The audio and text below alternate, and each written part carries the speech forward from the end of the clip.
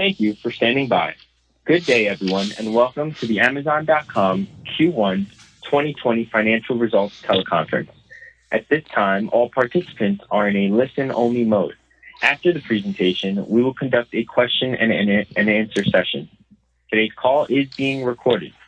For opening remarks, I will be turning the call over to the Director of Investor Relations, Shelly K. Pfeiffer. Please go ahead. Hello and welcome to our Q1 2020 financial results conference call. Joining us today to answer your questions are Brian Olsavsky, our CFO, and Dave Fildes, Director of Investor Relations. As you listen to today's conference call, we encourage you to have our press release in front of you, which includes our financial results as well as metrics and commentary on the quarter. Please note, unless otherwise stated, all comparisons in this call will be against our results for the comparable period of 2019. Our comments and responses to your questions reflect management's views as of today, April 30th, 2020 only, and will include forward-looking statements. Actual results may differ materially. Additional information about factors that could potentially impact our financial results is included in today's press release and our filings with the SEC, including our most recent annual report on Form 10-K and subsequent filings. During this call, we may discuss certain non-GAAP financial measures. In our press release, slides accompanying this webcast, and our filings with the SEC, each of which is posted on our IR website, you will find additional disclosures regarding these non-GAAP measures, including reconciliations of these measures with comparable GAAP measures. Our guidance incorporates the order trends that we've seen to date and what we believe today to be appropriate assumptions. Our results are inherently unpredictable and may be materially affected by many factors, including fluctuations in foreign exchange rates, changes in global economic conditions and customer spending, world events, the rate of growth of the internet, online commerce, and cloud services, and the various factors detailed in our filings with the SEC.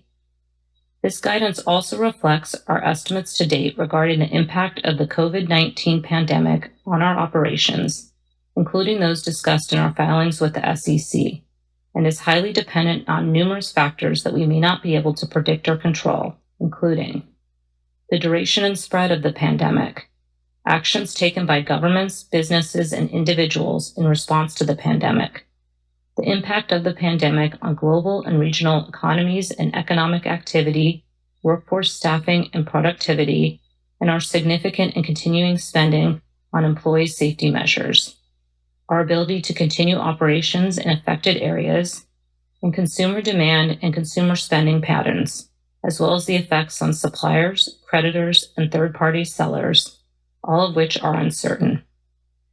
Our guidance also assumes, among other things, that we don't conclude any additional business acquisitions, investments, restructurings, or legal settlements. It's not possible to accurately predict demand for our goods and services, and therefore our actual results could differ materially from our guidance. And now I'll turn the call over to Brian. Before we move on to the Q&A, I'd like to lead off with a few comments.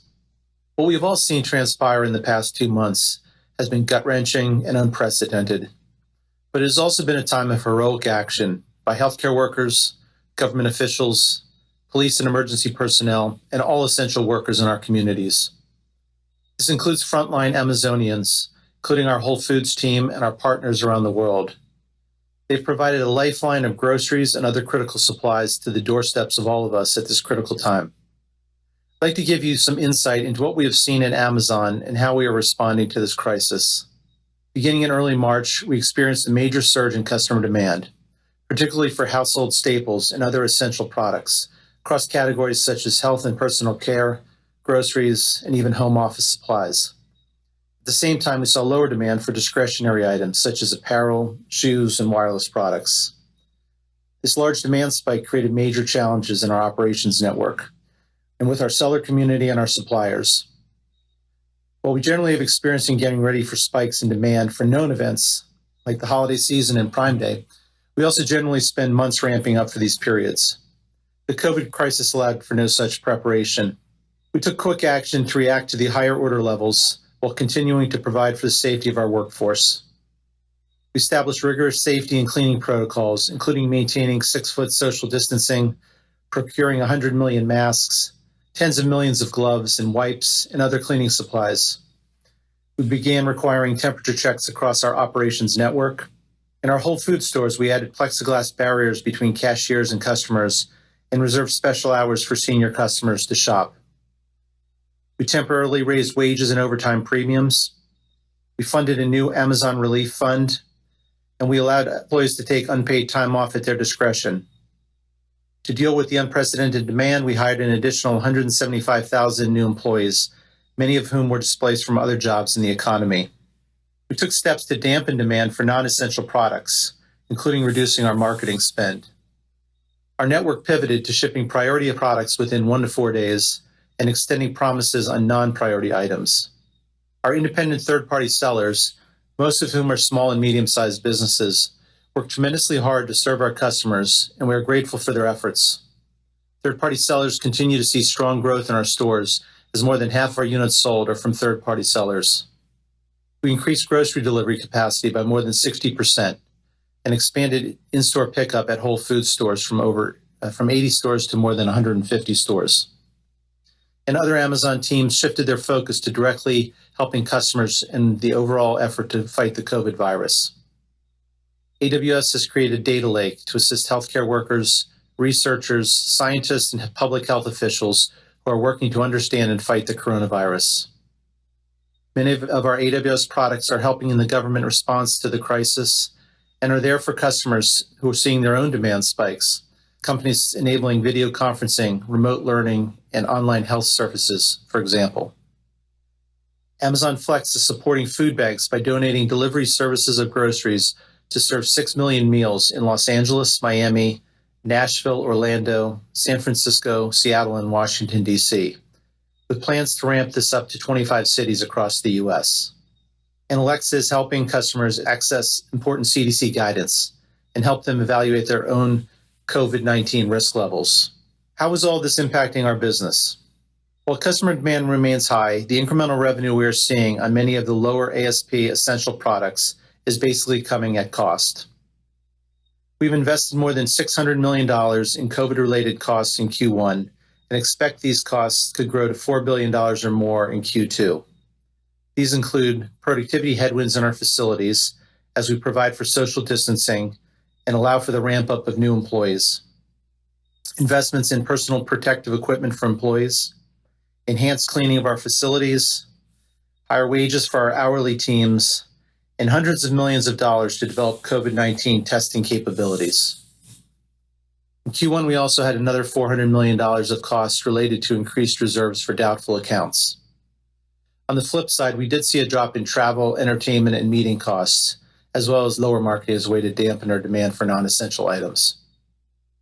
While we can't have great certainty about what the next few quarters will look like, I'm humbled by the efforts of my fellow Amazonians in delivering essential goods and services to so many people. We take this responsibility seriously, and we're proud of the work our teams are doing to help customers through this difficult time. With that, let's open up for questions. At this time, we will open the call up for questions. We ask each caller, please limit yourself to one question. If you would like to ask a question, please press star 1 on your keypad. We ask that when you pose your question, you pick up your handset to provide optimum sound quality. Once again, to initiate a question, please press star, then 1 on your touchtone telephone at this time. Please hold while we poll for questions.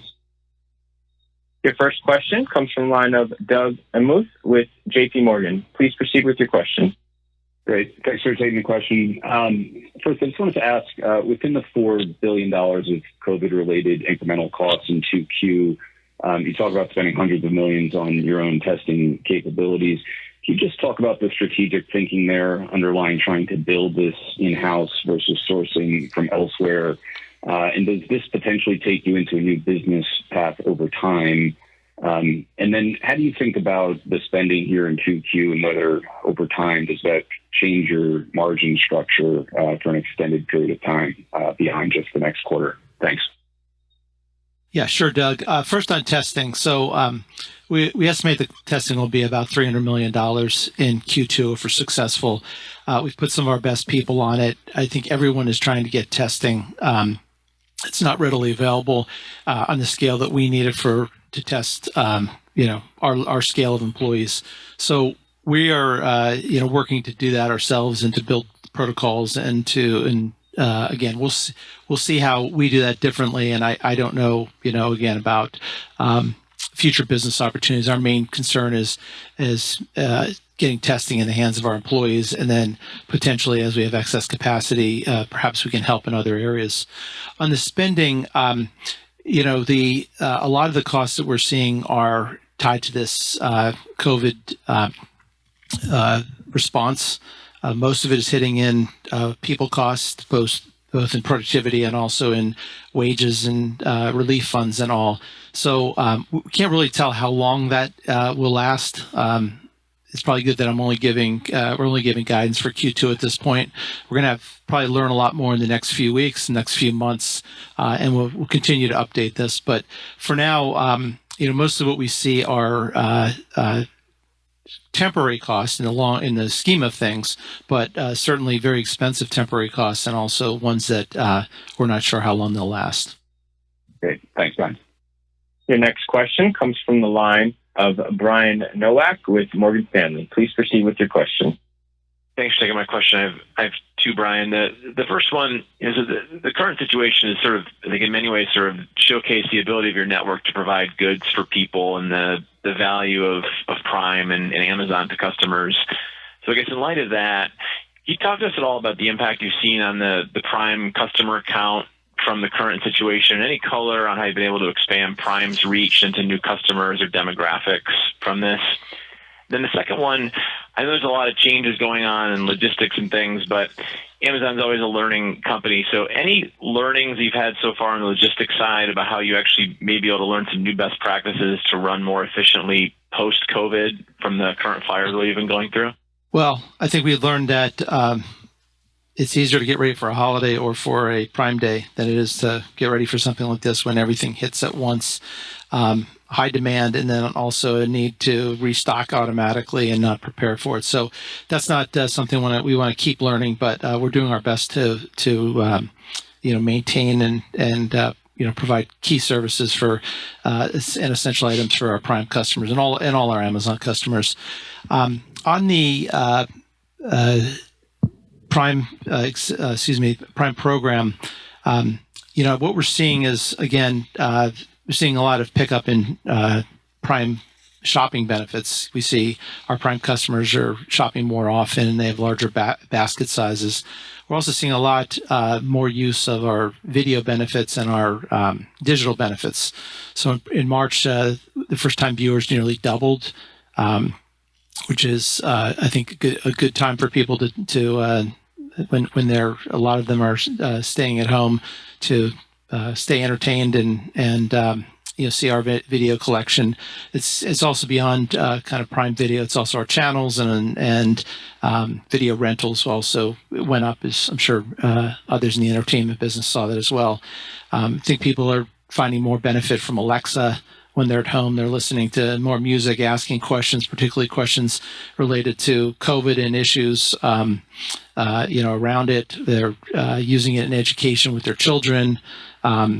And I think we're seeing a lot more on the communication side, people using Alexa calling and drop-in. So I think the Prime story is that shopping is really important for people now, especially when those people can't leave their houses. I think the digital benefits are scaling well. I think they're handling the additional demand, and it gives people a good time and reason to use all of their Prime benefits that maybe they hadn't used as much in the past. Great. Thanks, Brian. Your next question comes from the line of Mark Mahaney with RBC. Please proceed with your question. Thanks, too, please. First, could you talk about where you are in terms of fulfillment efficiencies? The way you track it, pre-COVID, Amazon was able to had some sort of level of standard of meeting demand within a certain period of time, how low that got given the surge in demand and where you are in terms of the recovery. In other words, when are you going to be? How long will it take for Amazon to get back to a point where you have the same sort of service efficiency levels that on the retail side that you had pre-COVID? How far are you away from that? And then the second one is, can you talk about the AWS business?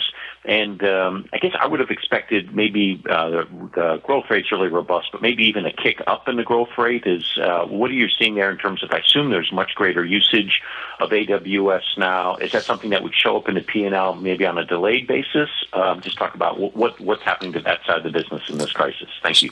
Sure. Well, we're happy with the growth in Q1 on such a large base. Again, we're now it's a $41 billion run rate, and that's grown 33% year over year.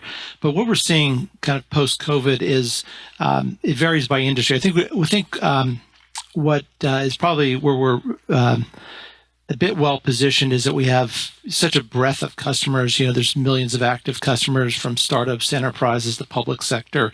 So there's a lot of variance in what individual industries are seeing right now. Things like video conferencing, gaming, remote learning, entertainment, all are seeing much higher growth and usage, and things like hospitality and travel certainly have contracted very severely, very quickly. So I think there's going to be a mixed bag on industries, and of course this is will be tied to the general economic conditions for the country and the world, quite frankly. So right now we want to be there for our customers. We want to be able to scale up when they need us. We want to be there to support them regionally around the world, and we've been doing a good job with that, I believe. On the fulfillment efficiency, I think you're talking about one day probably is the heart of your question. When will we get back to what we had seen in levels of one day? So a little bit on that. So again, as I mentioned in my introductory comments, we had to kind of absorb this shock of top line demand and also ability to stabilize our operations. We had to take the step to focus on essential items, extend the shipping period from 1 to 4 days, and then further on non-essential items. I had to restrict things that were coming into the warehouses and focus on essential products. So we think that is still was the right course of action. And as we add capacity, we're trying to resume more normal operations as far as the shipping of non-essential items and the speeding up of one-day shipments.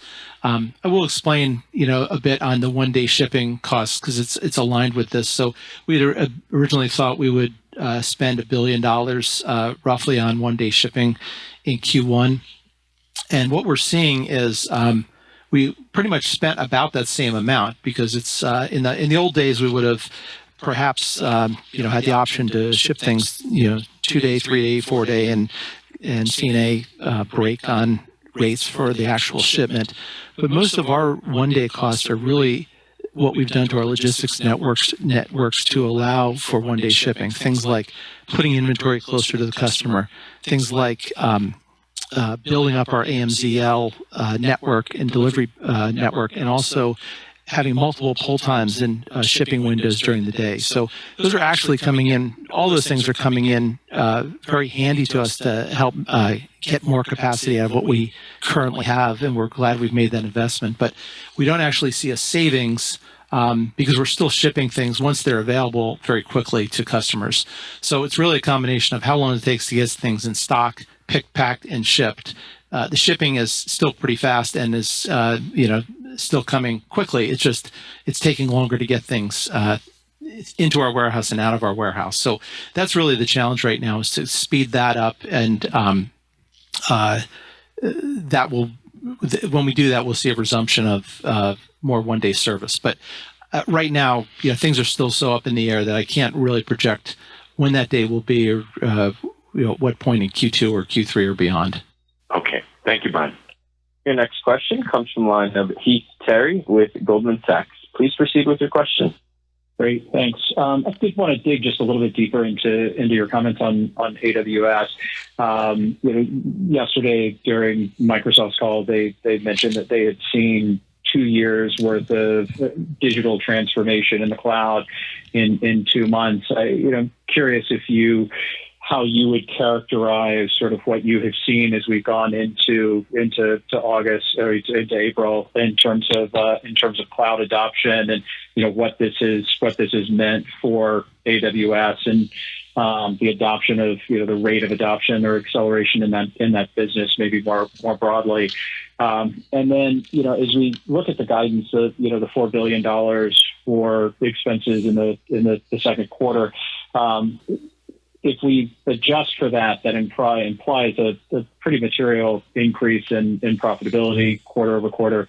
Any sense that you can sort of share with us of just what the drivers behind that profitability is? How much of that is annualizing the one-day investments and the efficiencies that you're seeing there versus anything else in particular that you would call out? Yeah. So first on AWS, I mean, I don't have comments that you may have heard elsewhere about digital transformation. I think what I would say is, we've continued to see a healthy adoption of our business and healthy usage, not only in the United States but globally. Our backlog of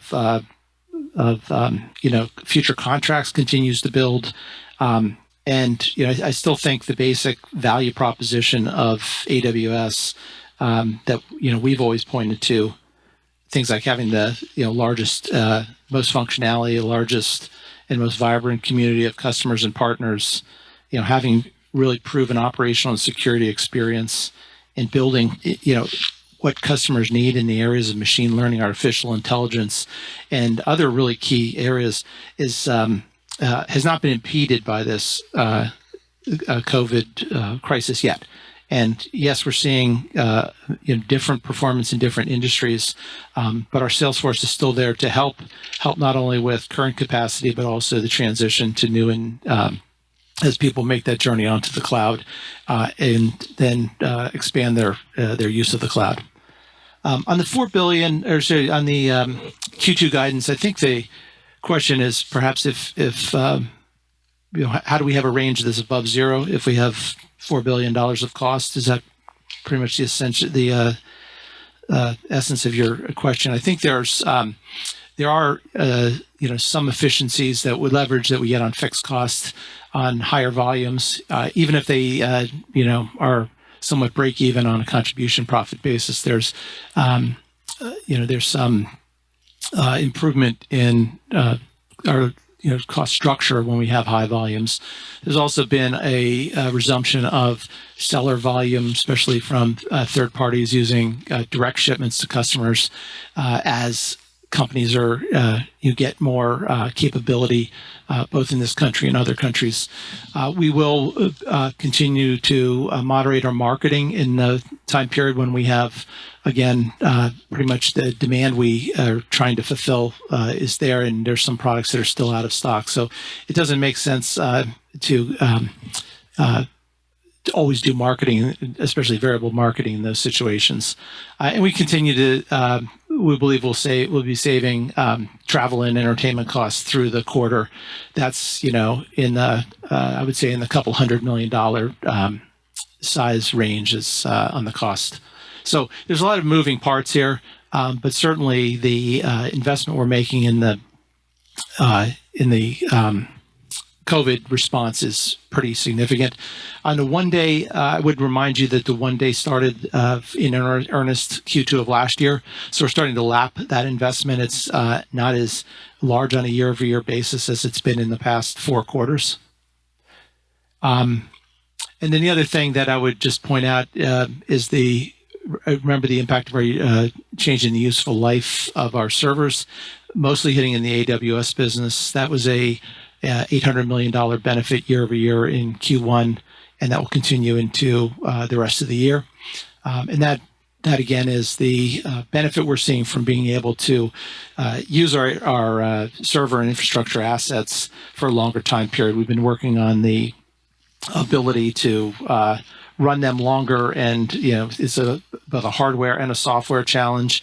And as we have had success there, operating at scale for over 13 years now, we've been able to extend our useful life for assets, or recognize that we have been extending the life. So that's a benefit that we've seen in Q1, and we'll see in the remaining from here on out. Yeah, just to add to that too, I think it's about $800 million, or nearly $800 million benefit in the first quarter. We do expect the change to decrease as the year progresses some, but keep that in mind. Right.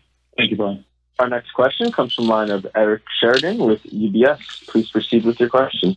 Thanks so much for taking the questions. Maybe two, if I can.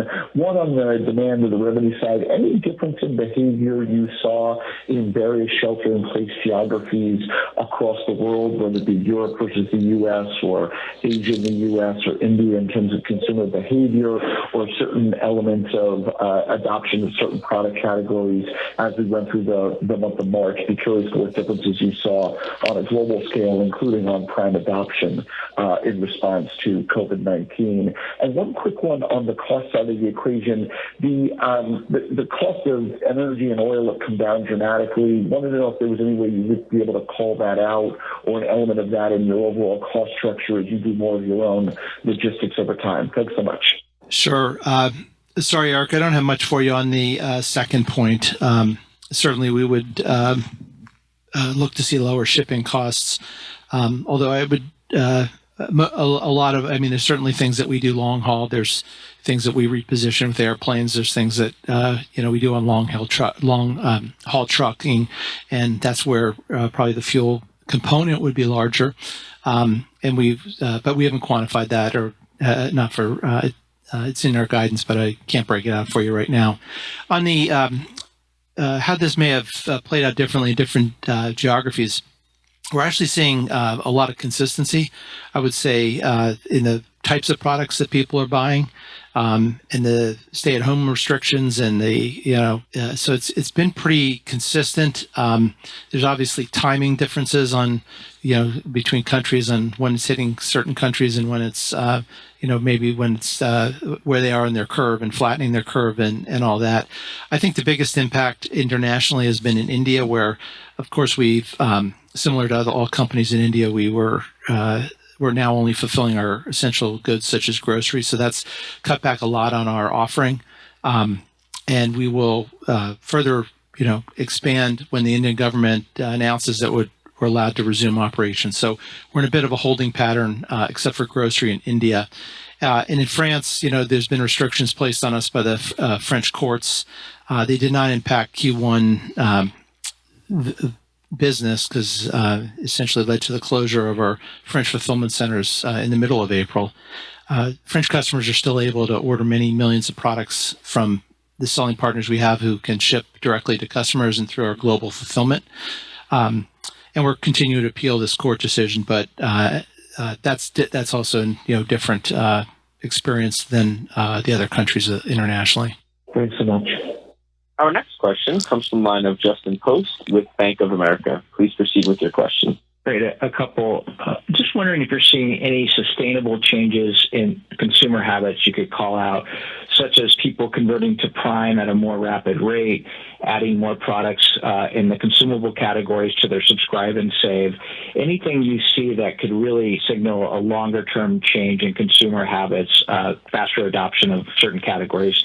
And the second thing, for the revenue guidance for 2Q, does that assume a slowdown in growth in May and June related to the crisis? Thank you. Hey, Justin, it's Dave. Yeah, I think on some of the consumer behavior, I certainly point to grocery. If you look at, as a reminder, the online groceries up in our online sales. So it's not isolated like you can see for physical stores, but we have seen an increased demand in online grocery shopping, and we have a number of ways for customers to do that. There's Prime Now, Fresh, and then of course Whole Foods Online for delivery or pickup. And really beginning in March and continuing now through April, seeing that increased demand. So that's continued, and a lot of our focus is on working around the clock and offering as much delivery as possible. We've increased delivery order capacity more than 60%, and our stores have gone up. Whole Foods stores that offer pickup capabilities has gone from roughly 80 stores before the events to more than 150. So a lot of work being done there. On the physical stores, which you can see the growth there, it increased year over year at about 8%. That is predominantly Whole Foods, but it's the Whole Foods in-store shopping experience rather than the online order. So that's up quite a bit from the run rate you've seen in some recent quarters. It's, again, similar that you saw a lot of folks that were, as stay-at-home measures were not yet in place, were shopping in large volumes and stocking up at our stores. Since that time, more recently, we have seen some of those growth rates for the in-store shopping moderate some. Still a lot of work being done there, both in, for the workers that are doing the delivery and the workers that are in the stores, a lot of focus on our part to make sure that they're safe and healthy and able to accommodate customers and make sure customers are comfortable however they choose to shop. And I'd add to that, Justin, I think the changes we've seen in the digital offerings will make people accustomed to those benefits and maybe advance their knowledge of what's available through music, video, Alexa, certainly communication features on our devices.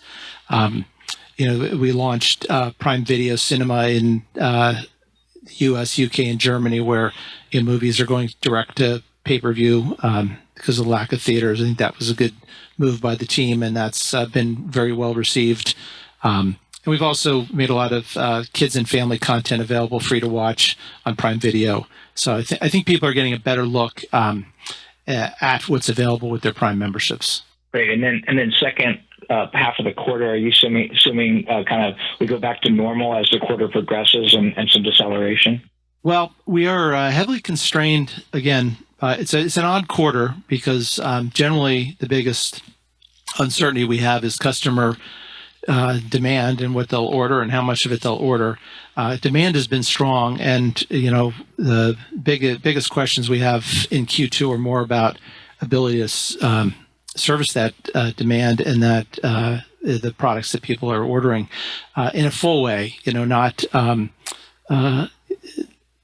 blocking or making it hard to find non-essential items, increasing marketing and everything else. So I think the challenge is really on everything besides the top line. Top line is certainly not to be taken for granted. There's always the importance of having attractive offerings in stock for customers. But usually things you can count on, the cost structure, the ability to get products, your capacity for shipping and delivering, those are usually things you can take for granted, and in this quarter you can't. And that's really where the uncertainty is driven.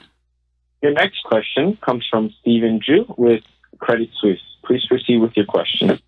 Okay, thanks, guys. So, Brian, I think the third-party unit mix de-indexed a little bit as a percentage of the total this quarter. I know that number kind of jumps around a little bit, but is this primarily a matter of constrained delivery resources and, I guess, heightened demand?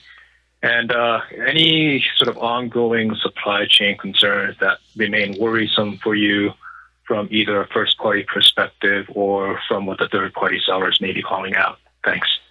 Sure. I think there's still supply chain concerns on a lot of PPE, not only that we use, but also that we sell to customers, things like masks. There's general availability, but still outages of things like cleaning wipes, masks. We've talked about testing, but that's not something that we resell. But so there are a lot of supply chain concerns, and mostly in those areas right now. I'm sorry, I forgot the other part of your question. Can you remind me what you just the first question was?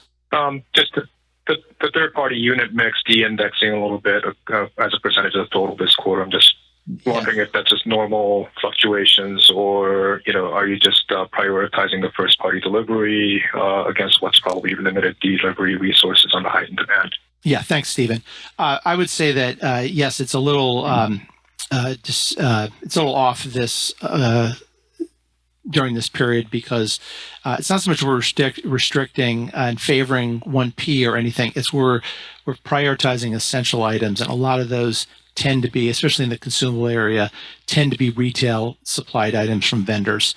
So I would say that is the reason that FBA would have not have been as high as it normally would be. MFN is picking up a lot of the opportunity though and the sellers are taking that opportunity to ship direct. Because then it doesn't have to come into our warehouse, obviously. So it's a bit of a different type of 3P mix right now. We're trying to minimize the impact on FBA sellers as we open up our warehouses as well. Many of them are also MFN or direct shippers to our customers. So it's the ability to satisfy demand of our customers from our seller community has never been more important. And we're very grateful to our third-party sellers because they've been through a lot as well. Thank you. Our final question comes from the line of John Blackledge with Cowen. Please proceed with your question. Great.